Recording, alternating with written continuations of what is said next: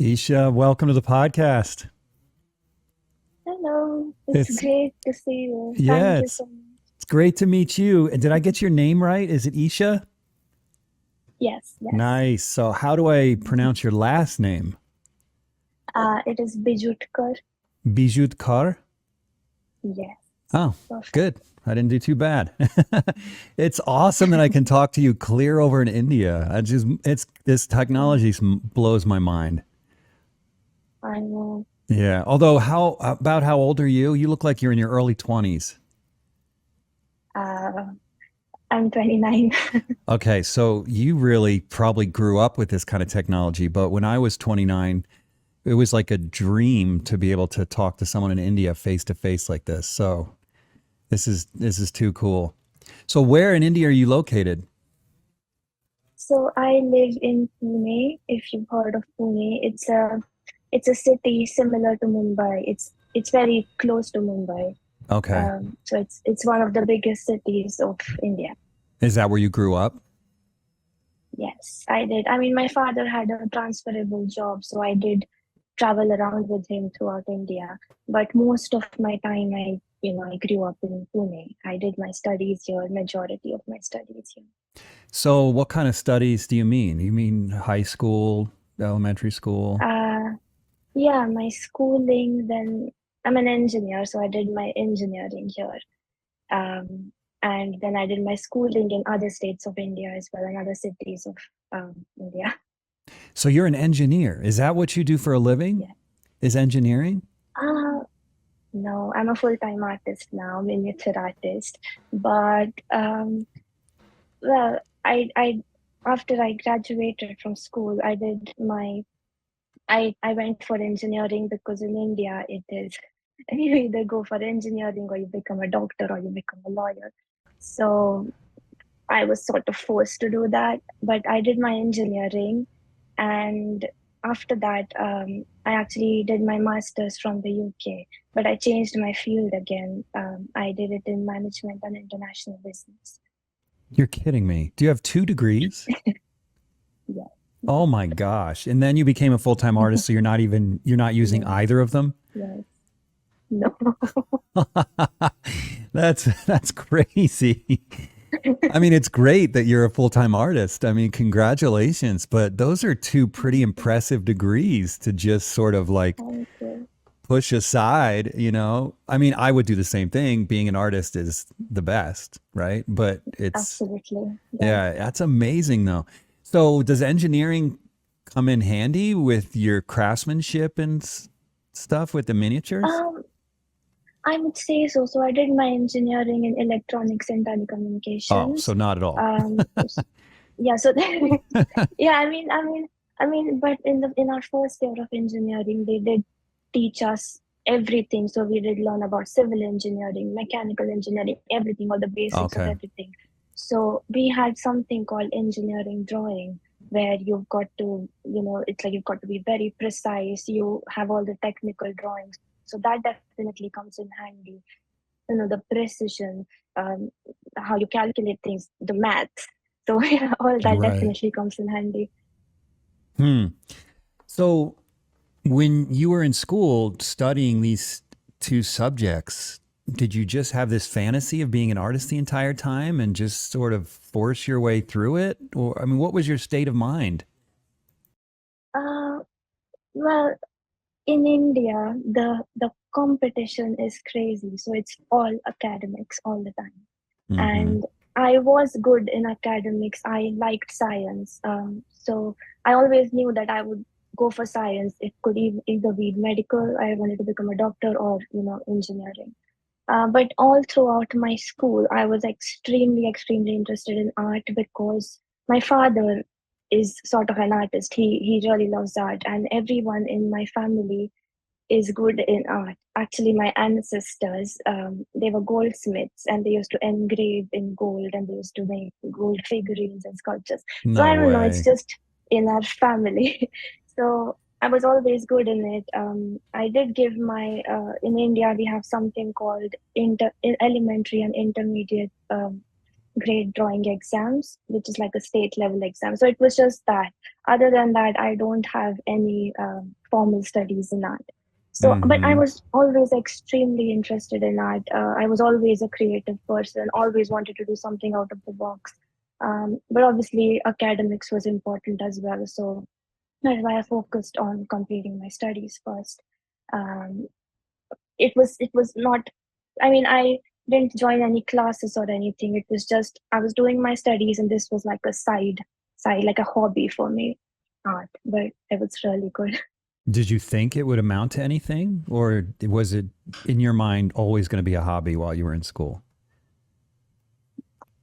It was, I mean, I never thought I would become an artist. It was just like, because I said the competition is crazy, it's like you have to excel, you have to become something. Like there's competition even between, if I get 98.5%, the other person gets 98.8%, I won't get admission in a college. So it was just always academic. Um, Sorry, I lost your question. I forgot your question. Well, what I was wondering is, while you were in school, did you have any idea, or not even any idea, but did you ever imagine you would become an artist? Or in your mind at that age, did you just assume it would always be a hobby? Oh, I did. It would always be a hobby because um, you don't see many artists here. It's just, as I said, always engineers, doctors, and everything. Yeah, I did think it would always be a hobby. But whilst I was doing my engineering, I wasn't liking it. And I mean, I'll get to that later, but it was always a hobby. It was something to distract my mind from. It was something I really loved. I was always a creative person. So it was just completely different, a technical field and a creative field. So it was just really peaceful for me. It was like a break for me whenever I did art. I mean, I used to do sketching and a little bit of painting, but nothing really to miniatures. You say that obviously when you say everybody Mhm. wants to be a doctor or a lawyer or an engineer, that's obviously an exaggeration because there has to be other careers there or the economy wouldn't function, Oh right? yeah, yeah. So I'm curious kind of about that. What is the balance from your perception in India? I mean, what is it about your particular family culture that makes you one of the people that felt the pressure to become an engineer and a doctor as opposed to a chef or, or a taxi driver, right? Yeah. So it starts from your school.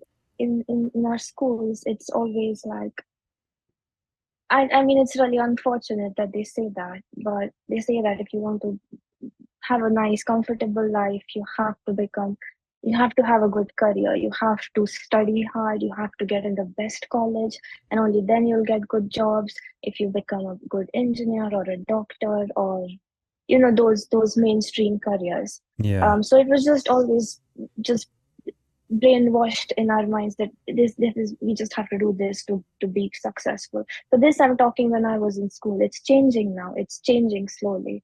Many people are doing hotel management. People are doing. There are so many people in arts, but there's still that stigma, um, Mm-hmm. which I'll tell you about. But it is it's since school. Like for example, my family. It's just like, if you want to do art, you can do it, but first you need to complete your school properly. You need to have a proper degree, so in case you don't succeed as an artist, you have a backup plan. You have this degree, you can get a job, and uh, you have proper financial stability. So that's the whole idea. Okay. um, but as of now, it because I am an engineer and I did my master's as well. And now I'm an artist and I'm not using those degrees. People don't understand why I'm doing that because I Yeah, I'm spent sure. most of my life studying. studying so much, and Yeah. it is very, very hard to tackle the competition. You've got to work so hard to just get a seat in a good college, and then it's just really, really very hard. And after that, I've just left all of that, so people don't understand why I'm doing that. But When you say it's for people, who me, do you it's mean? Who are these people? Friends, family? just everyone, your neighbors, your relatives, your just everyone you come across.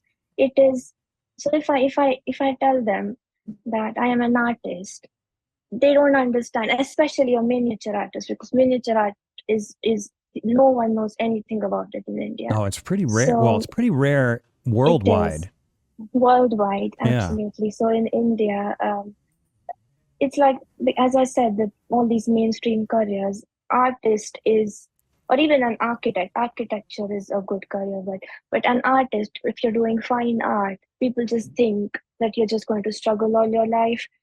You won't get a good income unless you're a very well-known artist. Other than that, it's just not respected that much, and it's something that I struggle with, to be honest. When I tell someone I'm an artist, they just have that expression. They don't understand why I'm doing it after. And I have my postgraduate degree from UK, so I went abroad to get my master's degree, and after that That I've is left all so of that and I'm wild. an artist. Yeah.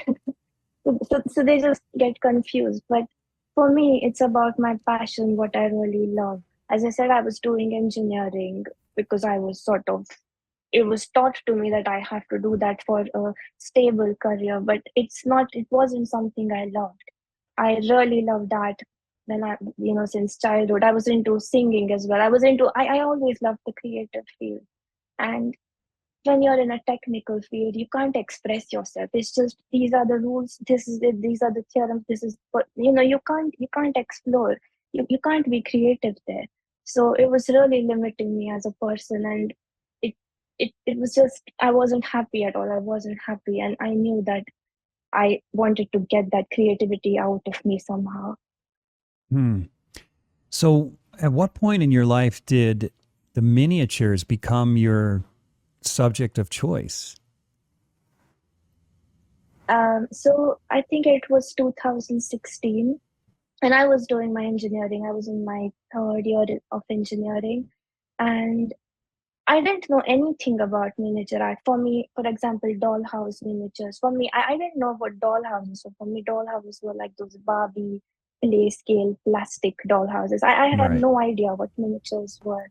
And it was just one day my mother asked me, she's into gardening, and she asked me, she saw something called fairy garden accessories. So you make those little terrariums and fairy gardens, and you put little mushrooms in it, Yeah. fairies in it, My little sister-in-law's bread. into that.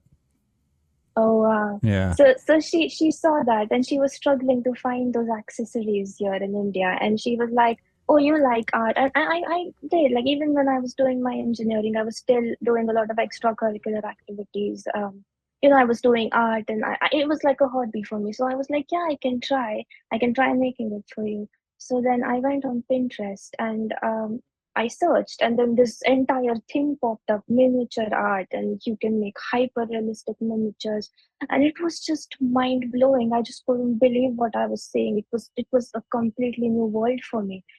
I was blown away, and I just couldn't believe how are people able to create such hyper realistic things from clay.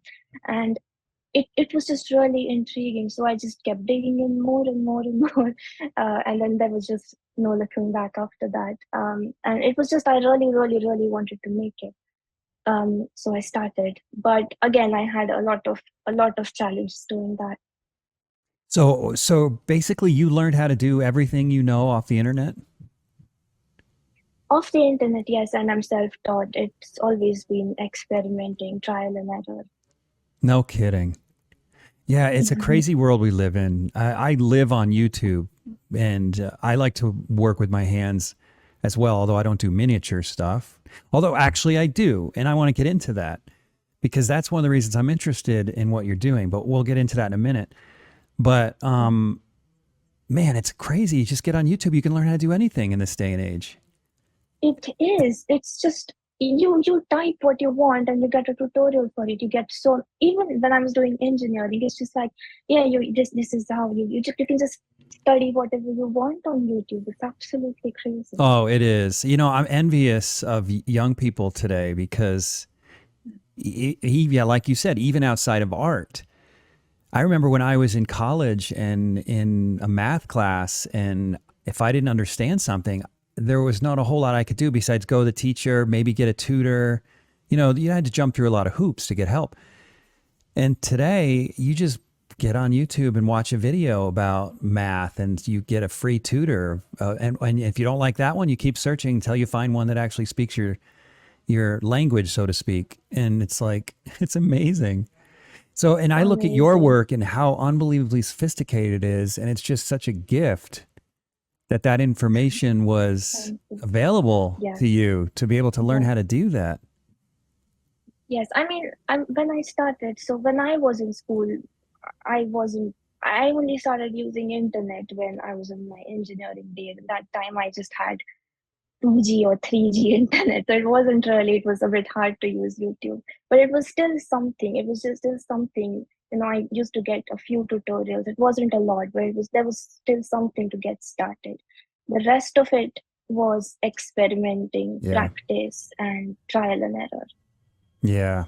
Yeah, that's great. So I'll tell you a little bit about why I'm so interested in your work. So first of all, it's just extraordinary. That's the obvious reason I'm interested in your work. It's so incredible and impressive.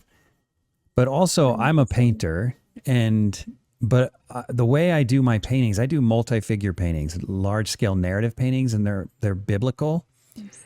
And Yeah. Oh, because they're yes. biblical, and I'm in the United States, I have no access to any of the architecture, um, basically anything from that period, right? So what Mm-hmm, I have been mm-hmm. doing for the past, I don't know how many years, over a decade at least, is I've been building little dioramas myself, but just for painting from. And Wow. they've gotten more and more sophisticated over time. And to the degree that, like yours, if I photograph them, they look real. But one of the things that amazes me about yours, and this is one of the things I want to talk about, I'm not sure this is the right time or not, but is I really struggle. I don't struggle as much with the craftsmanship side of it. That seems to come relatively easy to me.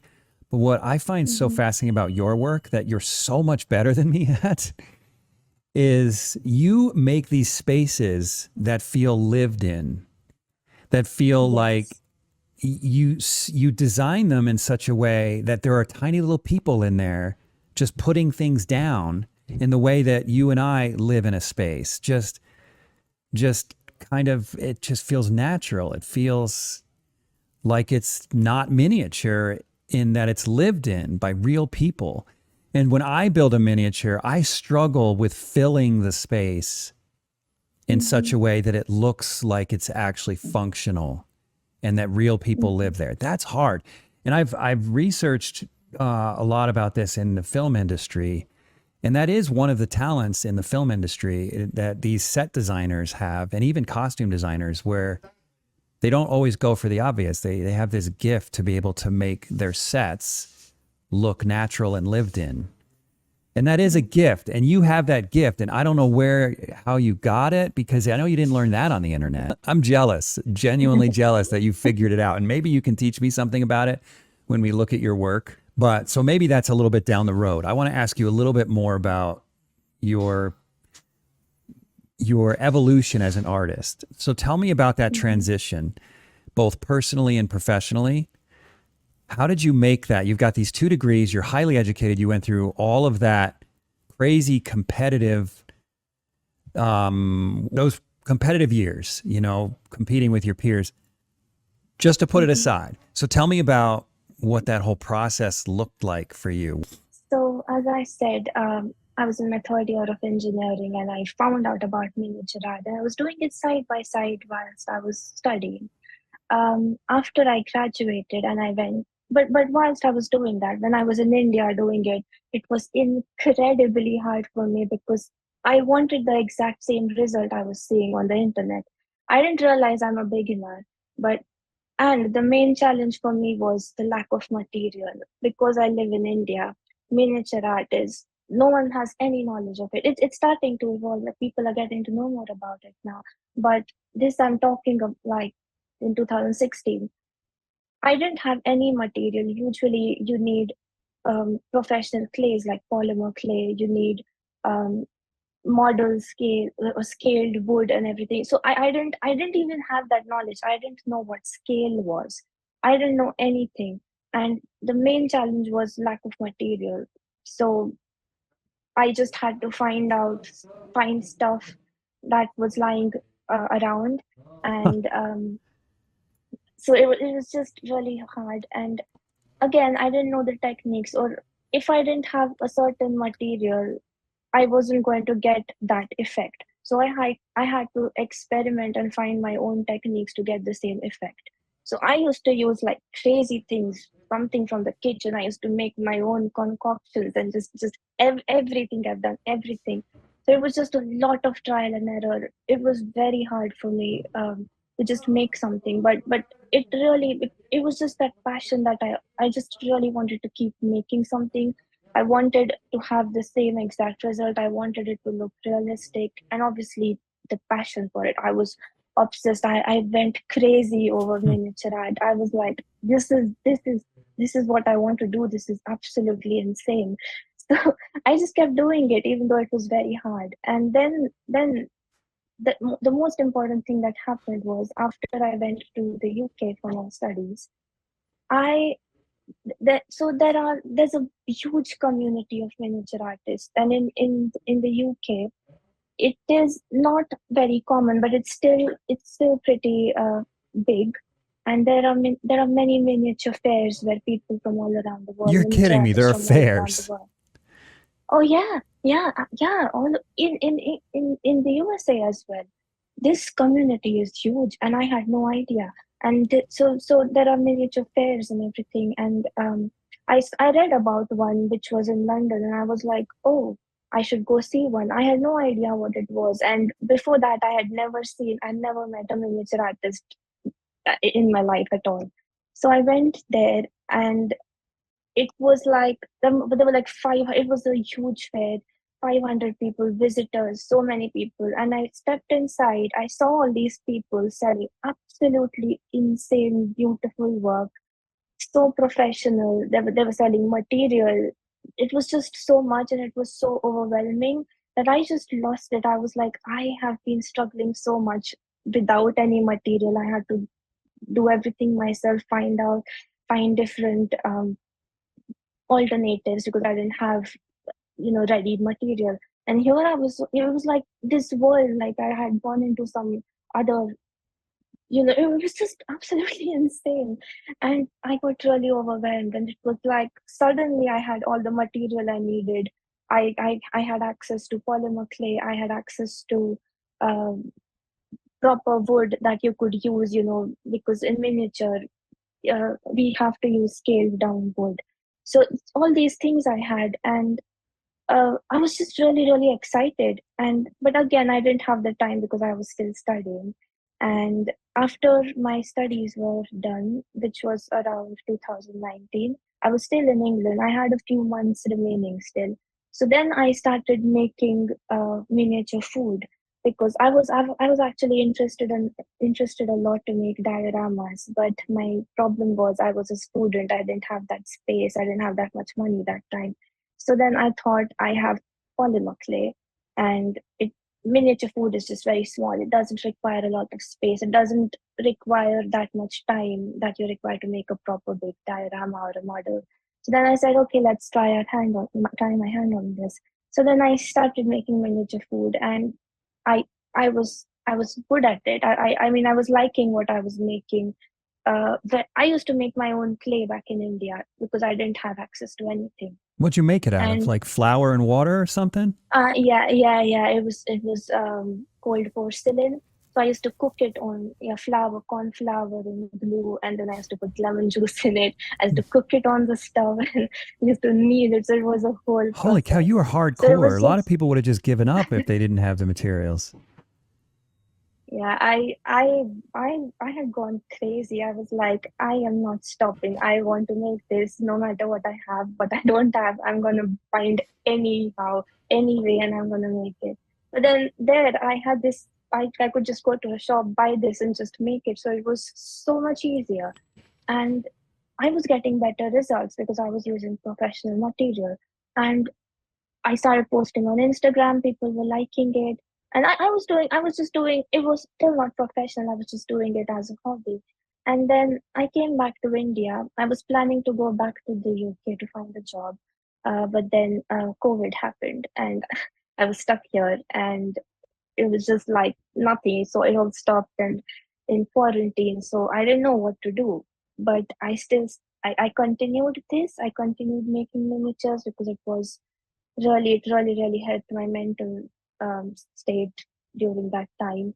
And I just kept posting it on Instagram. And because I was home, because I didn't have my studies, I didn't have any other distractions, I was just completely focusing on miniature art. And slowly I started improving. People started noticing my work. And then I got an opportunity from a magazine in the UK called Shrunk Magazine, which makes uh, which makes modern miniatures, and it has like all these things in it. And the curator of that magazine, she asked me if I could make a tutorial for the magazine. And I was happy. I was like, oh, this is my first ever professional thing. So I made a tutorial, and then it just started from there. I kept on posting. I even shipping and everything was closed, but then after a few months, I even started selling a bit. People were really interested. And I think in 2021, I got an email from a museum or an exhibition called Small is Beautiful. So it was their first edition, and he contacted me and said that they're really interested in my work, and they were going to have this big exhibition in Paris. Where they had selected 19 artists from all over the world, and I was one of them. You've got to be So kidding me. they yeah, it was crazy. I You was must like, have been wow. dying. I could not believe it because I was just doing it as a hobby, and I really struggled to, you know, get material and everything. And suddenly my art was getting recognized, and it was just a very huge deal for me. And he said it's in Paris. You know, it's crazy. So he asked me to make, I think, 42 miniatures for the exhibition. And it was just a big deal because I think I was the only person from Asia, and there were only 19 artists from all over the world. And that happened, and then it just changed. After that I started getting so many more opportunities. After that, I went to England again for a few months, and there I got another opportunity. So this was uh, the exhibition in Paris was a big success. So what they do was it's like a traveling exhibition. So after that, their next edition happened in London, and they selected me again for that. So I had my next exhibition in London. I made a few models for that, and it was just crazy. Now I was this new person. I started doing it professionally from late 2020, and in about a year I was getting international recognition. So it was just unbelievable for me. And in 2021 it was Paris, 2022 it was London. So that was a huge deal, and I was lucky enough to attend that show. So I went there, I met other miniature artists, and for the first time in my life I was being referred to as an artist. I mean, I've been like, meet the artist, people were interviewing me, and it just felt real, like I'm actually doing this. And people were asking for my autographs and like wanted to take pictures with me, and it was it Oh, you're just like a felt movie like it's star. real. That's amazing. I mean, it wasn't, but it was just a really big thing for me because I started so small, and it had hardly been what 2 years. And it's like I wanted to prove it to everyone around me, especially in India, that this could be a career if you work hard. Hmm. It is something, if you really love it and if you're working hard, it is something you could do well in. So and it was happening, and my parents were proud. Everyone was so, I was proud of myself. I was so proud of myself. So that happened. I came back after a year. After that, I had my other exhibition in New York in 2020 to 23, I think 2023. It was in New York. And then I did another, I commissioned a piece for a museum in New York. So it was just, I started getting all these opportunities. That after I came back from London, if you've heard of this company called Loewe, it's a Spanish luxury fashion brand. So Loewe, they make handbags and like fashion accessories, clothes, and everything. So they saw my work in Paris, and they contacted me and they commissioned me for one of their fashion shows. They wanted me to make realistic plants on their leather bags. So they sent their panels to me, and it was just absolutely crazy because it was just one after the other. I was getting opportunities. Um, so I did that, and it was just a crazy transition. It's like, I was nothing, and then I was getting all these opportunities. So it's been a crazy journey. Yeah, that's amazing. I, what do you think would have happened if COVID wasn't didn't occur when it did? Do you think that it ended up actually being a benefit to you by forcing you to stay home and not pursue your engineering career? I think so, yes, because I didn't have to apply for jobs, or I didn't have anything else to do. And I had the material because I had just returned from England, and I had all my material. I knew I wasn't going to get it in India. So I had my material and I just kept doing it. So yeah, I think so. Even if it didn't happen, it would have still been something I would keep doing all my life because I love it and it really, really, really helps me. I just really love it. But yes, I started doing it professionally because of COVID.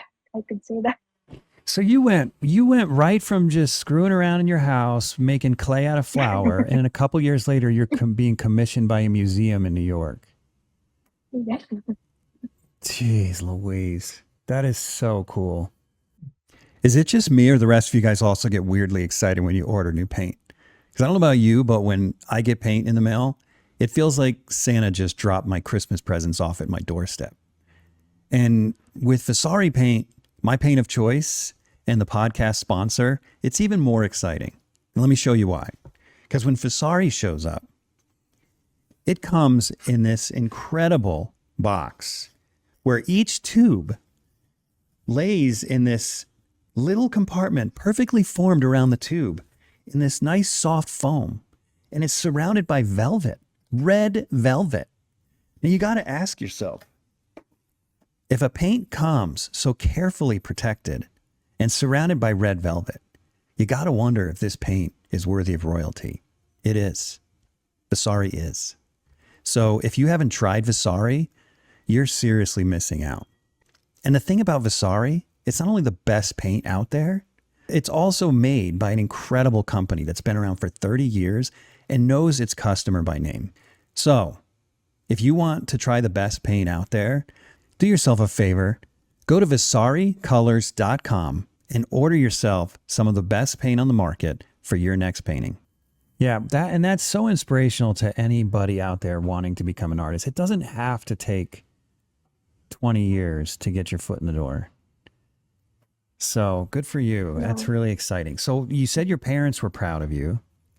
I expect when you started getting these big opportunities, your parents were probably at that point like, hey, go for it. You probably didn't have to really convince them. Well, they were really, really proud. They're still very proud.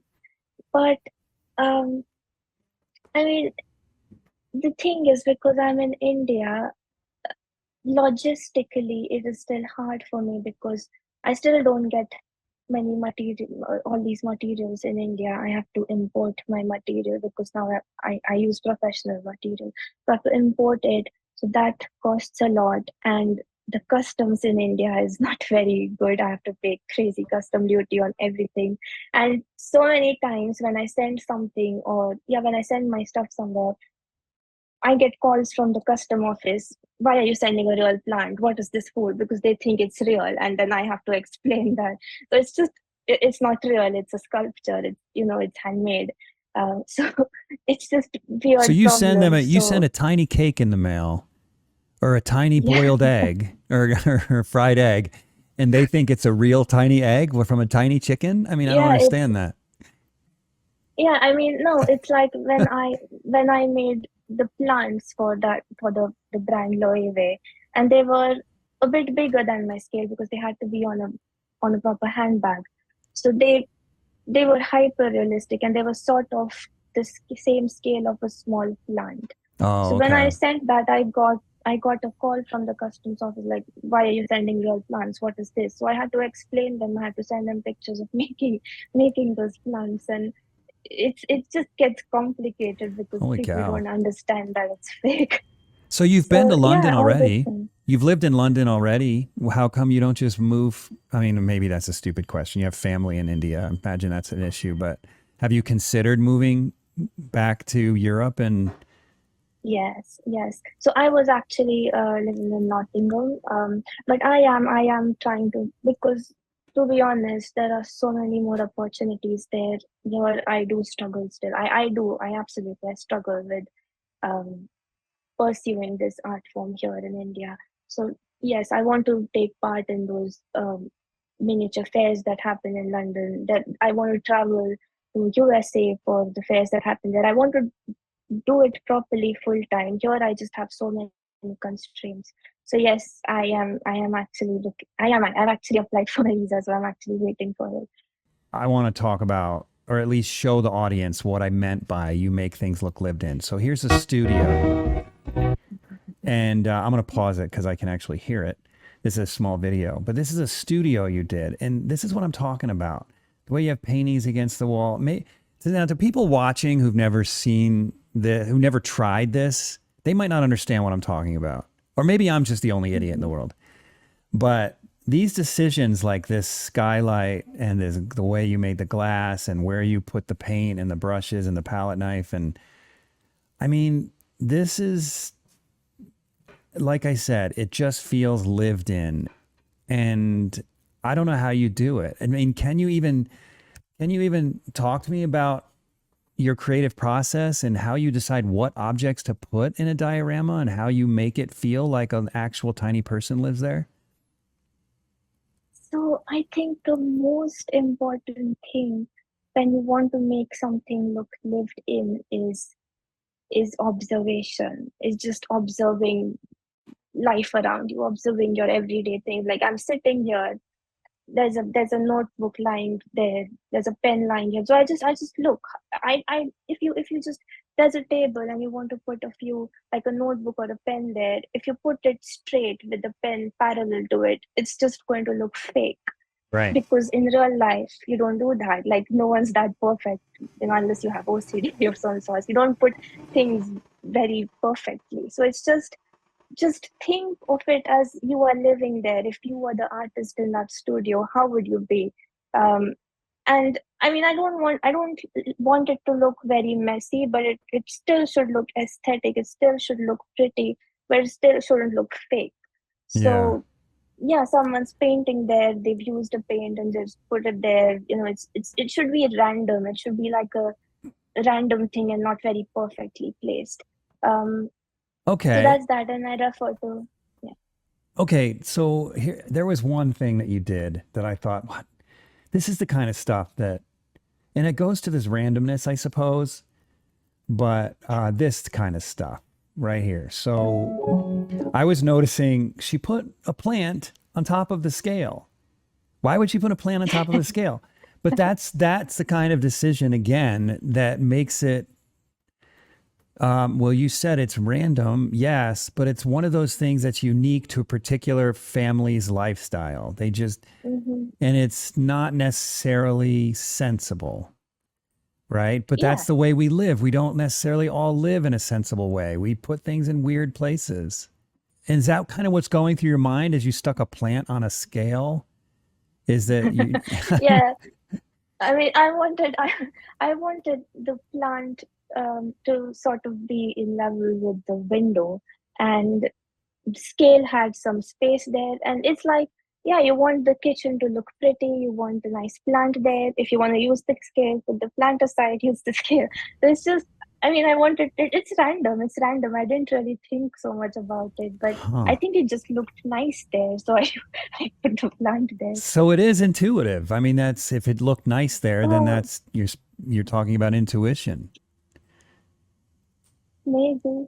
Yeah. So I'd love to know a little bit about your process too. I mean, I don't know if you how you feel about giving up any of your secrets, but I am curious about some things. Are you willing to talk a little bit about your process? Oh, yes, absolutely. I'd be Okay. happy. So Definitely. maybe you could, well, let's take this room, for example. Tell me a little bit about that. So you've got ceramic tile here, Mm-hmm. which looks like ceramic tile. It's completely glossy. And then you contrast that with this wall that looks like plaster. The plaster, I Mm-hmm. can imagine how you would do that, right? But then you've got like Yeah. this, you've got like little metal things, and then you've got clay pottery, and then you've got a metal pot. Tell me about how you go about making all these different textures. Are they all made with clay? So that's what I wanted to talk. So one thing that I really, I'm going a bit off topic, but one thing that I really like about miniature art is it involves almost all skills, almost everything. So um, it involves ceramics, and I mean real ceramics. You make real pottery. You Yeah, you file had a it little as tiny pottery wheel, I noticed. yeah. I do real ceramics as well. So that then there's if you see that basket on top of the microwave, that is a proper woven basket, how you would weave a real basket. So I have used a very thin wire and a linen thread to weave that basket. So the You technique wove the basket involved, yourself. oh yeah, yeah. So it's like if I was, I mean, because the technique is same, I could do a real scale, a proper full scale basket because the technique is same, but I'm just scaling it down. So it's just different skills involved. Then so that is a proper woven basket. Then there's woodworking involved if you're making furniture. Then if you see the plants, those are made from clay. So that's clay work. The coffee machine is made from polystyrene. So like styrene sheets cut together and then shaped. And then there's A coffee you know machine. Where's that? This thing here? the green one right there. Yeah, That's made out of so that foam, one. Yeah, it's made from styrene. Styrene. which is like a foam, right? Like a dense foam. Um, so it's like it is like a it's not foam exactly, but it's like a thick sheet of plastic. Oh, But basically, you can cut it and then heat it and mold it into different. So it's just different techniques, and you just have to keep learning new skills to basically incorporate those things in your work. So it's just it looks like a model. It looks there are different things, but I've used all sorts of skills to make that. I even have a process video, I think, of this model on my Instagram. what about the what do you call this? Like a muffin pan or whatever? I'm not a cook. Muffin pan, yeah. Yeah. Do you actually That do that out that of is metal? no, I made that from clay No and then kidding. painted it to look like metal. So I used, I think, a chrome paint. And again, like these are the little tips to make it look lived in. Is to not make it look new. That is something I like. Like my personal style would be something rustic, vintage looking, but still from this era, like not from the Victorian era, for example, like someone who loves vintage aesthetics. So, if you want to make something look used, for example, that pan, I have used a chrome paint on that, and I could just put it there, but then it would look brand new, flashing in your face, silver, and that doesn't look real. So, to make it look realistic, you water down black paint, black and brown paint, you water it down and paint it in areas, in the nooks and crannies where dirt would accumulate, or in time it would just get dirty even if you're washing it properly.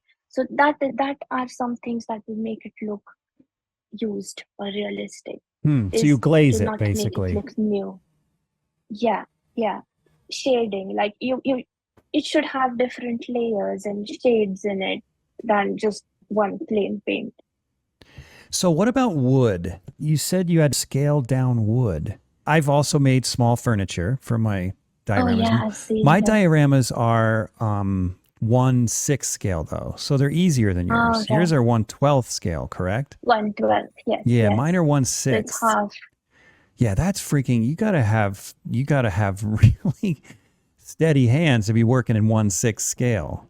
But even with 1/12 scale, one of the things I found to make furniture look convincing is you got to get wood, at least I think, maybe I'm wrong about this, is I'm always looking for wood with a really tight grain so that the grain Yes. looks closer together so it doesn't look Mm-hmm. strange. Is that so you do that as well? Mm-hmm. I do, but I mean, I usually so most miniature artists, if there's a starting out, they use balsa wood, but I particularly don't like it because of the It's got grain, no and it's grain. very no grain, absolutely, no, and it's so soft. It doesn't have that durability. I usually use pine wood or spruce, and then I sometimes use basswood as well. But my favorite would be pine and spruce nowadays. And sometimes, if I don't like the grain of it, if it's like I draw the grain on, like Oh, you'll do fake draw it. it. So Oh, yeah, yeah. So you just do that, and actually, I really like rustic, reclaimed look of wood. So I try to use more reclaimed woods. Actually, when I was in England, I got a chance to be an apprentice of a really nice person. He was my neighbor, and he's a woodworker. So I asked him if he could teach me, and he taught me like basics of woodwork. He taught me how to work on a big lathe machine. He was a proper woodworker, so but he really like gave me those skills. So that's how I learned another skill there. So he actually gave me a lot of reclaimed wood. His scraps were my treasure because no I only kidding. need a little bit of So, it. So so I yeah, have a I full-size have those. workshop, a wood shop in my studio. And I have all these places where wood is stacked up against walls and I've got wood racks and everything else. So when you're a Wow. miniature artist, you probably have like just your wood racks are probably just like little boxes full of wood and stuff, Yeah, little I mean, tiny I wood don't. scraps. It's yeah. I do need a lot of material because you have to, all these different effects. You need the effects. So I do need a lot of material, different variety of material, but I don't need a lot of it. So the quantity is very less. Right. So it lasts me a long time. What about this? It came from furniture from the 18th century. So Hmm. did you did the wood come from that furniture and then you built something out Oh of that yes, old wood? yes. So it was. I bought the wood that was, I think, used. They got it from an 18th century furniture from a library or something like that. And then that was cut into this sheet, and I used that one for this.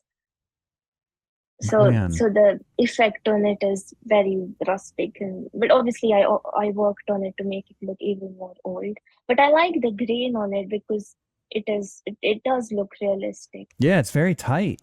Yeah, very tight Yeah, grain. I mean, if that was on a full size piece of furniture, it'd almost be unrealistically tight. It's so tight. yeah, it is very. Yeah, Yeah. I mean, look how many grain rings there are just in your finger width.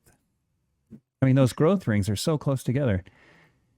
Um, so what about the turning of the legs and stuff? Do you have a little lathe, or are you just using a knife or something? I am. So I do know how to work on a lathe machine, but I used to do it on a proper full scale lathe machine. But now I'm in India and I don't have those tools, so I just did it with my diamond files. So I used the knife to file it down, and did it manually with the file. Man, you got some pretty good symmetry for doing it with a file. Yeah. Yeah, it seems like you'd almost for miniatures like this, you'd almost need one of those miniature metal lathes. Oh yes. It's something I want to buy in the future. It would definitely be easier. Mhm. But yeah, for this one, I did it with the file. That's incredible. It's so great. Seriously. Yeah, like I said, Thank I've built you. little things like this too, but they're twice the size. What about this? Is that also clay? Oh, yeah, it is all clay. I think it's called bok choy. I don't know how I don't if know I'm my pronouncing foods. it Yeah. right. Yeah. Yeah, And it is all clay, other than the sauce, the curry thing in it. It's all clay. it's mind blowing. And then with the resin, are you just mixing in dyes and powders and everything to give it that Yes, texture? yes, yes. I actually used to use polymer clay before, and if you're using polymer clay, there's something called liquid polymer clay, which is liquid, and then you can add soft pastel powders in it or paint in it, and then the main thing is you've got to bake it for it to harden. So I used to use that before, but now I've sort of transitioned into using air dry clay. So whatever I'm using now is all air dry, and then resin, of course, it is UV resin. When you say resin, do you mean like fiberglass resin or like a two-part epoxy resin? Oh yeah, you can use two-part epoxy resin. I used to use that, but this one is a UV resin, so you've got to cure it under the UV light. Oh, okay. Gotcha. Mm. Well, that's convenient. Then you can be done quick. Well, I guess with two-part epoxy, it's Yes, done pretty quick as well. it is. Yeah. Okay. Again, now to this idea of lived in, honestly, it's the same thing with your food and stuff. It's just, people go to school to know how to make a plate beautiful. And then there are people that go to school to learn how to make interiors beautiful. And then there are people that go to school to learn how to make furniture beautiful. And you've kind of figured out all these different genres and made it work for you. I mean, pizza's probably not the best example. Pizza is pizza. But look at you, you're a cake decorator for crying out loud. So I sometimes make my own tools as well. If you see, the piping on the cake, I've piped it just like a real cake. So for that, I had to make my own piping nozzles because it is hard to find a piping nozzle in that scale because it's very, very tiny. So I had to make my own piping nozzles. Um, but Unbelievable. yeah, it's decorated just piped just like a real cake. Yeah, and they're beautifully decorated as well. Thank you. Yeah. And then another thing I've noticed too. Yeah, I know you have a pottery wheel, a tiny little pottery wheel, because I've seen it. It's Mhm. somewhere on your page. But you've got lots of different textures in dishes. Yes, these ones that look like glass or ceramic. Then you got others that look more like stoneware. How are you Mhm. getting these incredibly convincing, smooth textures on something so small? So it is the teapot and the plates are real porcelain. They are real porcelain, just they are the real thing.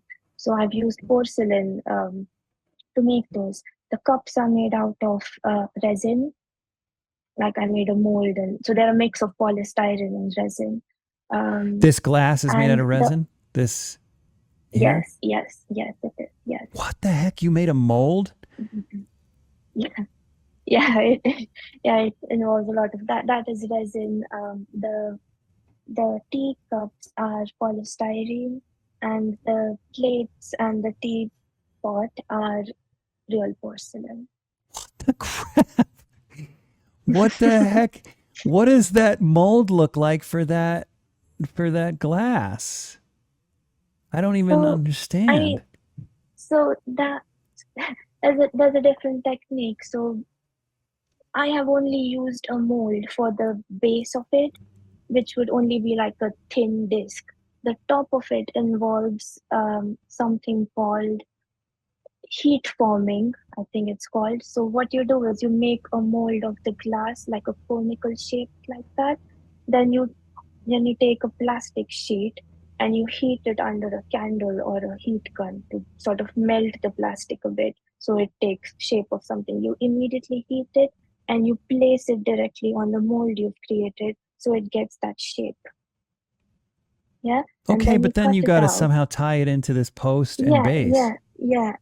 Yeah, and then so these are like three different things that I've then stuck together. The stick thing is I think it's called a nylon thread. It's a nylon thread that I've covered with resin to give it more strength. And then I've stuck all the three together to make a champagne glass. You're a freaking genius. I don't understand. So, but it looks seamless. I can't see any seams in it. Is that just because it's on the internet? Because it has a layer of resin on top of it to basically bind it all together. And then what do? Do you buff it out and polish it to get it glassy again? Oh yeah. Like first to make it all even, I do sand it. So again, it's filed with the diamond file, and then on top of it, I had another coat of resin or clear nail polish, UV nail polish, even to make it look even. Brilliant. Seriously. I can't wait to try some of this stuff for mine, but I'm not going to be having glasses in my Jesus sets, but Oh yeah. Oh but wow. still, I mean, it's brilliant the stuff you come up with. Let's see. And another thing that I found really interesting was your bread, because you've got like all the nooks and crannies and crumbs and the texture. Like, what in the heck? How is it foam or something? What is that texture? It's just, I think, sculpting and just texturing. So I use this is all clay, but I use a needle to slowly texture, like use a needle and then go in circular motions to give it that crumbly texture. And the cream in between, I've used a toothbrush to give texture for that, for the cream. And then if you see the slice of the I thought blueberry, you had a that trick to it or involves, something. You're literally sculpting it that way. yeah. No tricks. That's insane. Uh, Okay, go ahead. Sorry, I keep cutting you off. I'm such a groupie right now, but uh, the blueberry, if you saw the blueberry there, or the strawberry even, so there's a technique. So that is made from polymer clay, and there's a technique called caning. So you wait, say that basically, again. uh, The it's a technique. technique called cane to make a cane. Oh, So okay. uh, yeah, so it's a bit difficult to explain, but you make a big sort of a shape like a strawberry. With you add different layers, you make a big strawberry with like white, the lines that the strawberry has. So you add white clay there, and you make a big one, and then you keep stretching it out to make it into a pipe like a cane. And then the patterns that you put, they get transferred all over the cane. And then you reduce the size, you keep reducing the size, and then you cut slices. So if you just search on Google or So wait, when YouTube you what pull the caning pipe is, out, when you pull the pipe out by stretching it, you're reducing the yes. So size. I'm reducing the size, and the Oh, patterns that I've made go transfer all over the cane, and you get a small strawberry. So that is just a polymer clay technique. that is So those are made brilliant. with That is brilliant. So how big do you start with the texture? uh, I think it. So I think like that much. It depends on when you're it needs to look like a real strawberry. So it's just stacking layers and layers of clay to make it like the core in between, then the white lines that go around it. So it's just stacks and like layers of clay. So it could be like that big, and then you just keep stretching it out slowly, so it gets smaller and smaller. But the pattern keeps it transfers all Right. throughout the length of the cane, and then it basically you're just reducing the size. That is a brilliant idea. And then when you cut it, then you just start picking at it with pins and toothbrushes and everything else to create the Oh yeah, texture that way. yeah, yeah. Okay, that's incredible. Yeah, I like Thank that. you. All right, let's look at some more stuff. And then I'm assuming look at that apple. The apple next to it. That's It's it. so big. Holy moly. This one's quite incredible too, because now you've combined a lot of things. You've got the porcelain plate, you've got the faux glass, and then I'm assuming that's whatever that is, drink or whatever Jello is some sort of pink Yeah, dyed resin. Yes, yes. Yeah, you know it now. Yeah, that's unbelievable. So when you do the strawberry like this, I'm assuming you use that cane method to get the texture on the Yes, cut side, but then do you add more clay yes. to the outside and sculpt the Exactly, Okay. exactly. Yes, that's how it's done. Yes. All right. I'm starting to understand you a little bit. How you do these things. Okay, this is quite incredible. So this, to me, what I think the magic must be in this one is the sculpture is probably not terribly complex, although it isn't really impressive. No. But your painting skill in getting the textures of tomatoes is quite remarkable. And are you using, Thank when you you. do this, are you using lots of translucent layers of paint? I am, yes. I'm layering. I layer a lot of paint. Yeah, it is translucent. I add. So if you're doing it in thin layers, you have more control over it. And you can just stack layers on layers on layers and then make it look how you want it to look. I think for this, I have used a mix of paint and soft pastels. Um, What do you mean? like Are you dry like, soft pastels and the, do you just like yeah, break up I the powder powder. and sprinkle it on? Yeah, yeah, yeah. And then I just use a brush, dip it in the powder, and then just put the powder all over. Really? And what kind Yeah. of paints are you using that are so translucent? I just use normal acrylic paint. Oh, And that's the it? thing here is, yeah, the thing here is the clay itself needs to be translucent.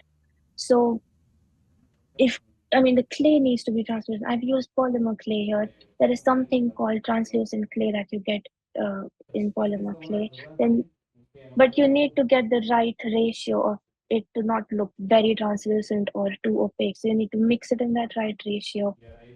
You then sculpt it and then add paint or soft pastels Wait, over it. do Then you mix the basically, color into the clay while it's translucent first? In other a bit, words, for the yes, green yes, tomato, do you yes, mix pigment into the translucent clay so you actually have a solid green yes, tomato? yes, but only a little bit. This episode is brought to you in part by Rosemary Brushes. If you're one of my listeners who's a professional artist, you're already using Rosemary brushes. But for the rest of you, come on, take your work a little more seriously. Stop buying the other brands. It's just not worth it. Every now and then you may get lucky and buy a good brush from another brand, but use the brand that professionals like myself are using. Go to rosemaryandco.com, link in the description or the show notes, and get yourself some quality brushes before your next painting. Because I didn't realize how much of this process was sculpture, that you were literally sculpting the edges of a piece of bread or the Yes, nooks and yes, crannies of a piece of bread. That's just wild. Okay, come on. You're sculpting this too? yes, yes. It's all sculpted How with the did you do needle. that? It's just like cut slices of clay. But then again, like if you're using a needle to make holes in it, then it somehow doesn't get even. So it's just like trying to make it flat and then still making holes in it. It's weird to explain, but when you're doing it, you can just get that But they're effect. not But again, holes. They're like air sculpting, yeah, pockets. You made them look like the air yeah, pockets in bread. I mean, look at that. You yeah, got a smooth bottom on that? yeah. So you use a ball tool to basically. It's difficult to explain, but you make little pockets and then keep refining it, refining it, refining it. And then there are, I mean, you can sculpt bread. Bread is, I think many people find it really hard. I find it really hard to sculpt. But then there are techniques that you can use to make bread. So I haven't used that yet, but I've seen people use polymer clay mixed with uh, uh, soda, bicarbonate soda, baking soda, I think. So we mix polymer clay and baking soda in a certain ratio, and then you bake it, and it just fluffs up and has holes in it. What are some of your favorite pieces? Maybe you could direct me to those. I, the fish that you see, that is one of my Oh, favorites. yeah. The This is fish, insane. yeah. Yeah, I was looking at this. Holy crap. Okay. So when you did this, you must have had that feeling like you step back and go, that looks like real freaking It's fish. Is that part of this what you love was about it? Is that high that you get from I pulling it off? I do, yes, and because it's like I usually don't repeat my work. Everything is a challenge. A new project is a challenge because you don't know how you're going to get that effect. It's just trying different things out. And then it's like a new pleasure every time that, oh, I made that. This is new. This is, I got that effect. So it's just a new kick and a new challenge with each project that I do. So I think this one it was difficult because I made this piece for my exhibition in London, and it did take me around like 1 or 1.5 months to make this entire model. But the fish, it was just like if you see here, it has two tones. It has like a blue green um, halo holographic uh, paint to it. But the thing is, I didn't have holographic paint, so I had to paint it in a way that you could see the color shift that a fish skin has. So And how did it you was do a bit that? difficult Just to lots of achieve that. layers? So lots of layers, and then just so I had to think about where I'm placing the fish and where the light is hitting it. And Yeah, if but it was a real fish, you don't know yeah, where a gallery's or a museum or a collector's going to light it from. yeah, so I think I know, but it's just like I imagine like, okay, I'll think of it like, lighter from here. So I had to just imagine that, and then I Okay. had to basically, I think on the top of that I just had to think of it needs to look like a color shift, be- because I didn't use colors that were holographic. They were just basic translucent, like watered down blue and green and purple, like holographic type paints. But I had to make it look like it was a realistic skin of a fish. So yeah, that one was difficult. Yeah, it's unbelievable. I don't want to be critical though, but you made this onion too big. Just a little bit too big. Nobody's perfect. Yeah, that's incredible. Holy cow. So what else is your favorite? If you just see the close up of the right one, the one that is the close up, yeah, that one, you'll Look at that see freaking it fish more. head. Yeah, it's like that picture wasn't great, but you'll see more. Did And you if you did just you go ahead. yeah. Oh my gosh. Did you buy a real fish and look at it as a reference or Oh my God, my phone was filled with pictures of fish. I was in England that time. I used to go to grocery stores, those stores where they sell fish. And I used to take pictures there, and they used to look at me, who's this crazy woman taking pictures of fish and they're not even buying it. But yeah, I do. I have everything I make, I have to refer the real thing. I spend like many hundreds of pictures and then basically combining them into one piece. But yeah. yeah, that's unbelievable. Look at that. Even the knife looks so cool. Is it real metal or is it something else painted Oh to look no, like it metal? is. I think that is just, yeah, it is something else. I think that's styrene, or it could be like a metal, like a thick card sheet. Mm, I think it's something, but it's not metal. okay. And then painted it to look like metal. Man, for those who are listening, this is a must watch. I mean, all of these podcasts are much watch. You really need to see the artist's work to appreciate it. But the fish eye on this sculpture, I guess you call it a sculpture, this miniature, you could fit, or let's just say the entire head of the fish, you could fit two of the fish heads on her pointer finger nail. And it looks so realistic. It's unbelievable. Wow.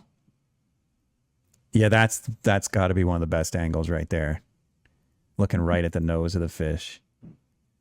So now I'm assuming this is a real piece of wood that it's sitting on. Oh yes, that Yeah. does. Yeah, yeah, yeah. Oh my gosh. You even got the blood coming up the belly of the Yeah. fish. Yeah. So here's you using a lathe Make a Yeah. tiny, tiny little leg. Yeah, you really need to get a metal lathe. That seems like, I don't know, maybe I'm wrong Yeah, about yeah. that, but they're so much more stable for tiny work. And I wanted to show people your tiny little pottery wheel. Where is that? Oh, I think that is Up. up. I think that's the one Okay, so that I this is showed the it right photo with. here. Oh yeah, there it is. Yeah. Okay, well, I'm just gonna watch you It's for a awesome. second. This is crazy. You know, And when I these were yeah. just my beginning pieces, so they are it was just it's not a very detailed video. Well, these would be perfect for what I'm doing with the biblical stuff Ah, because it's much more rustic. I feel like such a hack because while I do just about everything in my dioramas, I bought a basket, and when you told me, and my baskets, like I said, are 1/6, and you wove. Is that the right word? Wove, weaved. yeah. Is it We weaved or what? I'm asking someone who weaved, speaks, I who's think Indian. Yeah, so. and this is not even your first language, and you're and I'm asking you English. Um, let's see, it's weaved, I guess. Yeah. Anyway, yeah, you actually weaved your own basket at 1/12 scale, which is kind of mind blowing. Where was Yeah. that basket? I want to take a look at that again. Uh, uh, I Oh, think I right have here. more. If you go down, yeah, if you go down, I have more baskets. That's just a post about baskets. I mean, you can see more baskets down there. Um, Yeah, I mean, how they're so small. How do you manipulate those tiny little strings? I mean, it's the same exact technique how you would make a real basket. Well, no, it is in So I concept, just, right? But you still got to get your big yeah, yeah, fingers through those tiny little yeah, holes and yeah, around, yeah, in and around everything. And I mean, I'm sure your fingers are a lot smaller than mine are, but still, I mean, it's also 1/6 or 1/12 scale. Yeah, I'm not seeing any more baskets here. Let's see. Oh my I gosh, think you've done a bunch it's of them. more You can't be down there. serious. You Yeah, wo- you yeah, weaved those all of these ones. Yeah, baskets. yeah, yeah, yeah.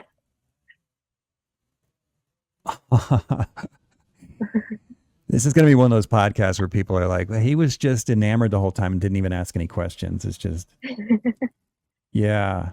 Yeah, no, I was intimidated by the idea of weaving them. So how did you learn how to, because these are all different types of weaving. Different type. Yeah, so I didn't know. I mean, I don't know. So I just watched a YouTube video on how to weave a real basket, and I just follow the same. I pause the video. I follow the same techniques, and then do it with my own material. And then after you know the basics, you sort of like then manipulate on to get different patterns. You just get the hang of it, and then you can just you know how to make the base of a basket, and then you can change the pattern. It's like once you know the basics, then you can experiment more and create your own patterns. So are you inspired by baskets you've seen, or are you designing these baskets from the ground up? mm, I think I am inspired. I like vintage style wicker baskets. Like I really want to make a picnic basket once. I still haven't with those hinges and all stuff inside. That is going to be difficult. But I think yeah, mostly I just get inspired and then I refer to a real basket and then make it. Again, I've not made many baskets, only these many. And then what is remind me again what kind of string you're using that's so fine? It's a florist wire. I use a florist wire, So it's which is metal like wire. it's covered. Yeah, metal wire, but it's covered in paper. So uh, it's very Oh. thin, and then I use a linen thread as well. Where's the A linen thread? How do thread, you and then implement the thread? so if you see, so the so it's like to make the base of the basket, you have to make like a star shape of wires, and then you take thread, and then you weave around the wires. Okay, I'm So the completely thread, lost. so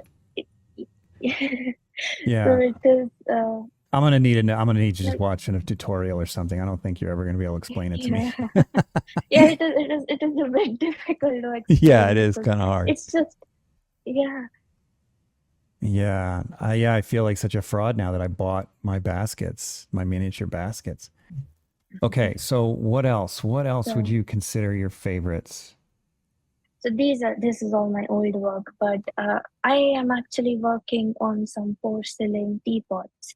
So it's up there. It's way But up. those teapots were, yeah. When I'm scrolling quickly, it looks like everything is just normal stuff. Because you don't see your hand, you have to stop for a minute to notice this giant hand next to these tiny things. So we've already looked at this. That's porcelain. Porcelain. Yeah, Where else? yeah, it's down a bit Okay, wait a more minute. But down. before we get to that, tell me about this. Is that done the same way the cup is? Oh no, this is real glass. That's Oh, just something. So it's made by an artist who makes. I bought it in one of those miniature fairs. oh, so So that's that like is blown real glass. That's glass. actually blown Yeah, glass. yeah, Wow, yeah, that's yeah. incredible too. You know what though? Here's the thing about that. It doesn't look any more real, at least on Instagram, than your resin cups do. That's what's kind of amazing. So let me stop me when we get to the ceramics right here. Yeah, those ones, yes. So these are just fired. They don't have a glaze on them yet, but I am almost done making them. So I've added like flowers and made them look like real antique style porcelain teapots. But these were also made on the potter's wheel and then Well, baked, not fired entirely. in the kiln. Yeah, because Uh, oh this yes, one's yeah, all the spout organic. and the handle. Yeah, yeah. No, that is also made on the potter's wheel, and then I mean it's hollow inside, and then I removed it from the potter's wheel, added the spout and the handle, and then sanded it to get Oh, that's those how you grooves do it. in them. Yeah, yeah. So when you put the glaze on it, it gets rid of all this texture. Oh yes, yes. Really? I didn't know that. And to get rid of the texture, you've got to sand it as well, but like very, very gently with like a 600 to 1000 grit sandpaper. Really? That fine? Yeah, yeah. Huh. Wow. And That, again, when it has, sorry, no, you go ahead. yeah, when it has glaze on top of it, it sort of hides the texture because that is how a real porcelain, like if you're doing it handmade on a potter's wheel hand thrown, then it will have texture. You can remove most of the texture with a sandpaper, and then once it has a glazed layer on top, it sort of hides the texture of it. It's not glazed in here, but I'll be posting pictures of those soon. So Hmm. yeah, these are one of my favorites. Wow. Where do you get one of these little potter's wheels? Oh, I had to import that. Couldn't get one in India. But they're But designed for I'm sure you miniatures or just cups and things, just small pots. just small pots. I think I did try to throw a normal sized cup on it, but it just won't handle the weight of it. Just went off, Hmm. flew away. So it's only for small ones. But I'm Yeah. sure in America you'll get so many. There's so many people who just do miniature ceramics. And you do that. There's people who make pottery wheels only for miniatures. Hmm. Yeah, we're really lucky to have all the resources we have here. There's no question about that. Okay. Let's see. Well, is there anything else that you'd like to Oh, show us? the flowers that I made. Oh The my flowers were gosh. part of in that museum I told you about. It was a flower show. Um, How did you do so those? those are again made from clay. The pot that the jug that they're kept in is stoneware, and it's like I have to sculpt each petal. So I make each petal separately, and then I make like a base, a conical base of the flower, and then I stick one petal after one petal, one by one, and then I create it into a flower. So it's like sculpting each individual petal separately, What? and then attaching it. Yeah, How do you it make them takes a so lot of thin time. that they look like paper Yeah, thin? yeah. So it's like really like you take a ball of clay on your finger, you take your ball tool and press it so much so it gets thin and basically spread it out. So it gets that hollow as well, like a petal shape like that. and then it gets thin. So the trick is to make it very thin so it looks like a petal. But then how do you get it off your finger? So you know how when Oh, I when you're use. pulling saran wrap off the roll Mm-hmm. and you try and put it over the whatever it is you're covering and it starts to stick to itself and then next thing you know you have Oh a yeah. ball of saran wrap. That's how I imagine these little layers of clay. How do you Yeah. transfer them from So your finger to the flower? so the main thing is you need to make your clay the right consistency. It shouldn't be very sticky. It shouldn't be very hard, because if it's hard, it's just going to break. It's just going to, it will get, if you're pressing it so thin, it's just going to break. And it shouldn't be very sticky, so it sticks to your finger. So you need the right consistency of the clay. And then I use talcum powder on my fingers, so when I do it, it just doesn't Oh. stick to my finger. I just have to take a minute to thank each one of my generous patrons for your part in keeping this podcast going. I could not continue to do it without you, so thank you so much. If you're not a patron yet, but you love the show and you listen regularly, please consider becoming a patron. It's really easy to do and it doesn't have to break the bank.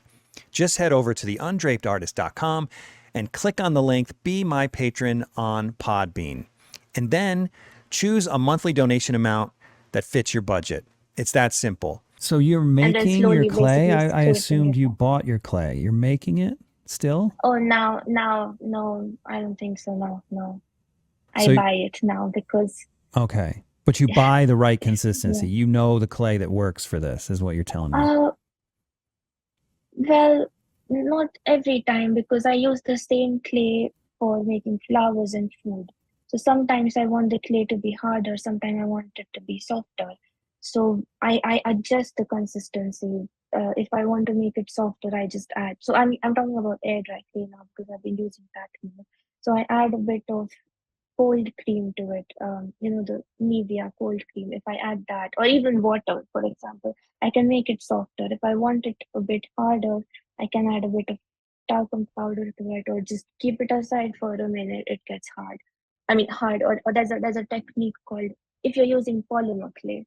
If you're using polymer clay, again, consistency of the clay is very important. So, um, the technique that I told you about, which was called caning. So if your clay is too soft, it's very difficult. When you're pulling the clay into a little rod, then if the clay is soft, it's just going to ruin the pattern inside. So there's a technique called leaching, where you put, so this is for polymer clay again. You put the clay in between two papers and then you roll it out. And polymer clay is made out of, like, it has the base material, it's oil based. So then because you're rolling it out, the paper absorbs the excess oil in it and then it gets a bit harder. But with air dry clay, you just keep it out for a bit and it hardens a bit. But yeah, it's just adjusting the consistency of Hmm. clay for everything that we're making. Man, it looks impossible. It honestly does. Yeah, I understand it conceptually, but they seem so fragile. It just seems Oh, almost they do impossible. look fragile, but they're not, because once it dries, the clay dries flexible. So Oh, it it is does? actually, it does, yeah. So um I don't, I the don't clay understand what dries kind of clay this flexible. is. I thought it was just a water-based So, clay. oh yeah, this is what way. So it's, if you're using cold porcelain or even resin clay, it dries it dries translucent as well. So if you're not adding any color to it or any white paint to it, it is going to get translucent. So you've got to add some white base paint to it, and then if you're making, your preferred color to it. And then again, it depends on how translucent you want. The more translucent you want, the less white paint you add to it.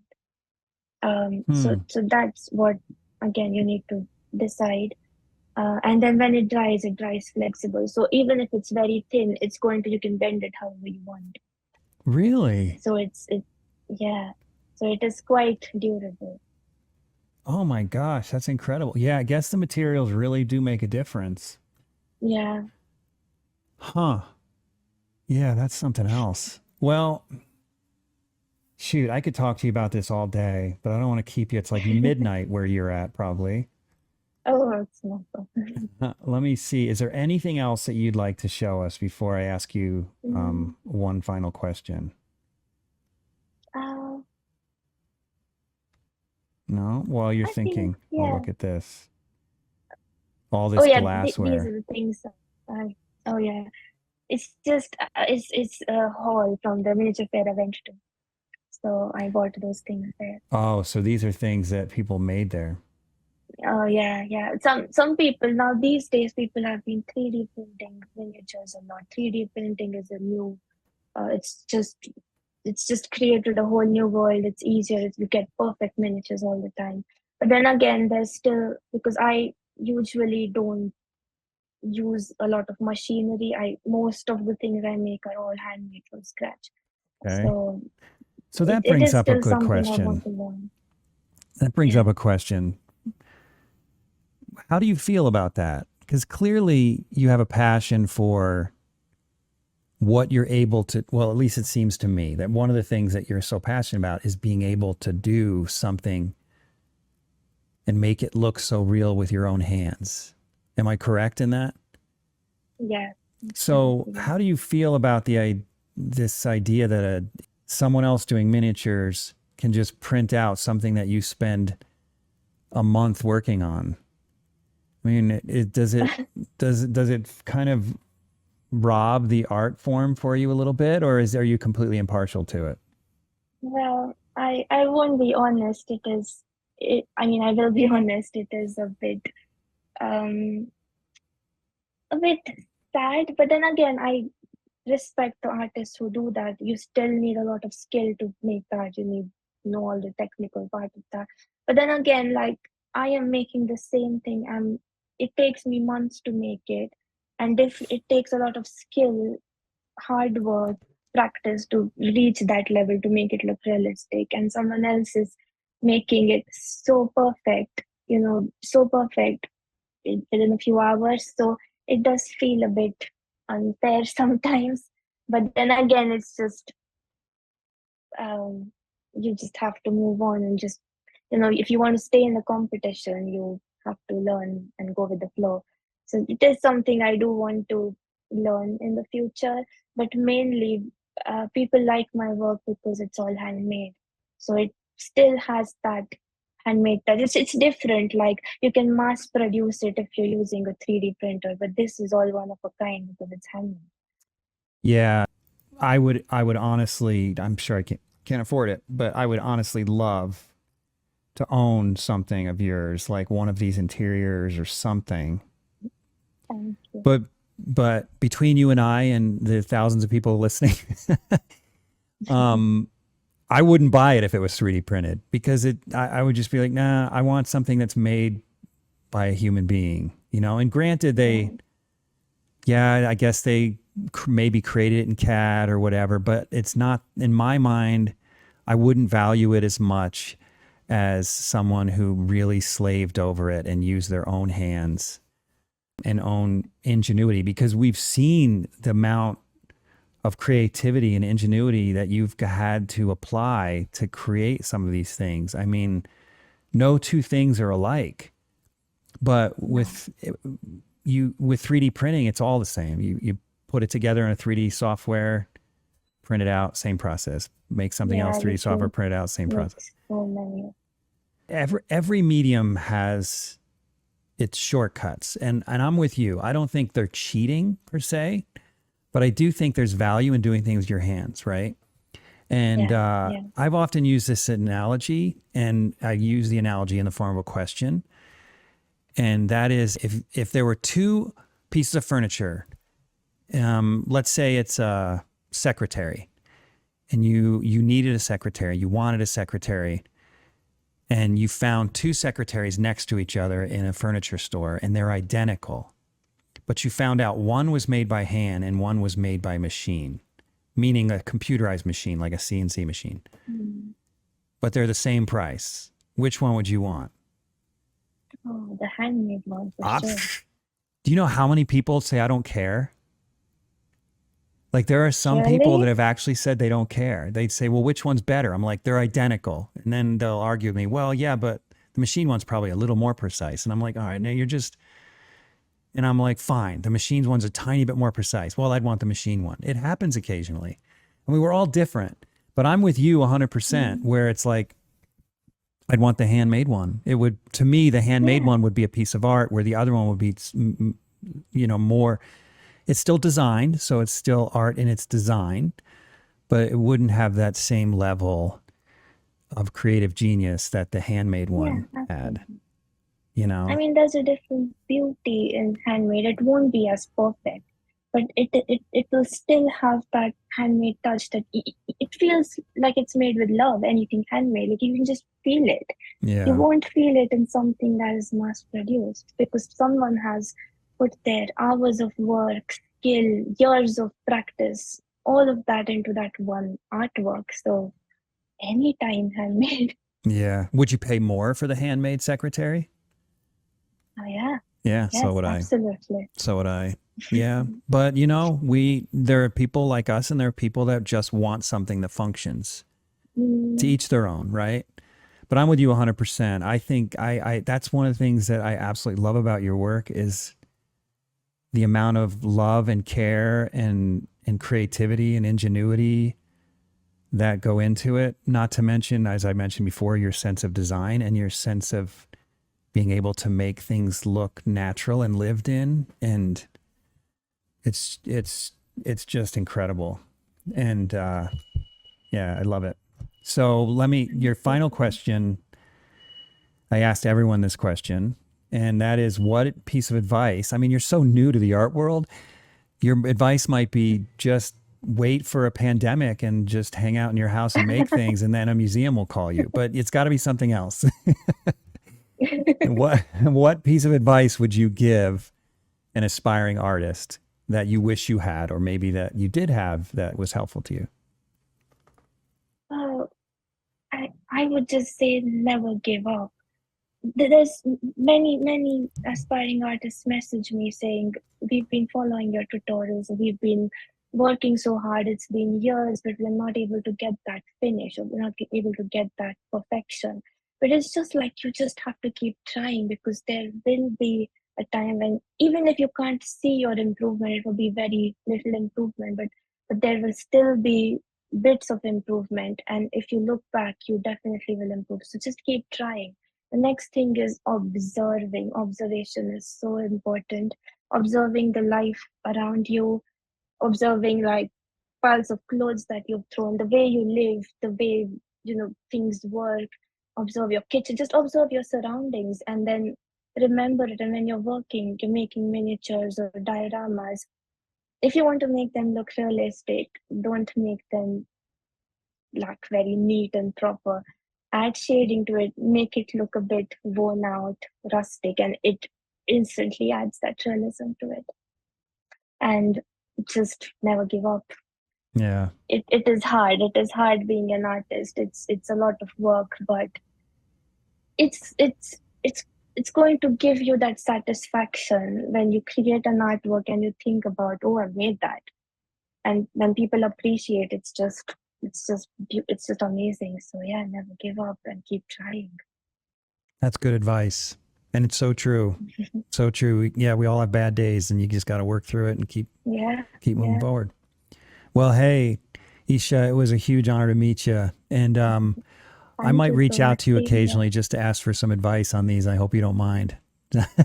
Oh yeah, absolutely. Oh, I'd be honored. I'd be happy. Yeah, Definitely. because I know I could learn a ton from you. But thanks again for being on the show. It was a huge pleasure. It was my pleasure. Thank you so much. Thanks for tuning in to the Undraped Artist Podcast. If you enjoyed it, subscribe. And if you could, leave a comment or review. That really helps the channel. Please share the show with your friends, and if you're feeling generous, consider a monthly donation at theundrapedartist.com. Thanks again for watching. We'll see you next week.